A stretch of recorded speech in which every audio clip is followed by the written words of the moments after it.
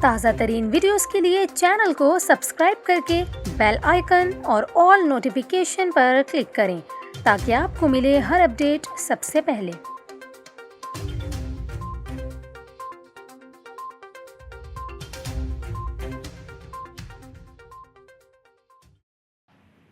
السلام علیکم ناظرین، میں ہوں آپ کے ساتھ کومل خان اور آپ دیکھ رہے ہیں نیوز 24/7 اردو۔ ابھی آپ کو یہ بتائیں کہ کراچی سے اسلام آباد جانے والی پرواز بڑے حادثے سے بال بال بچ گئی۔ طیارے میں کتنے مسافر موجود تھے اور اس کے علاوہ ایک بہت ہی اہم وفاقی وزیر بھی اس طیارے میں موجود تھے، اس حوالے سے بھی آپ کو آگے چل کر بتائیں گے۔ ہم بات کر رہے ہیں ایک نجی ایئر لائن کی پرواز ER502 جو کہ کراچی سے اسلام آباد جا رہی تھی کہ اچانک اس کے انجن میں خرابی پیدا ہو گئی۔ طیارے کے کپتان نے کنٹرول ٹاور سے رابطہ کرنے کے بعد طیارے کی کراچی ایئرپورٹ پر لینڈنگ کروائی۔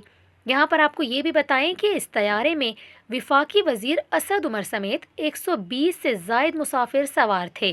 جب اس طیارے میں ٹیکنیکل خرابی ہوئی تو طیارہ دوبارہ کراچی ایئرپورٹ پر بحفاظت لینڈ کر گیا۔ مسافروں کو متبادل پرواز کے ذریعے اسلام آباد روانہ کیا گیا۔ یہاں پر آپ کو یہ بھی بتائیں کہ کچھ عرصہ قبل بھی اسی طیارے کے دوسرے انجن میں بھی خرابی پیدا ہوئی تھی۔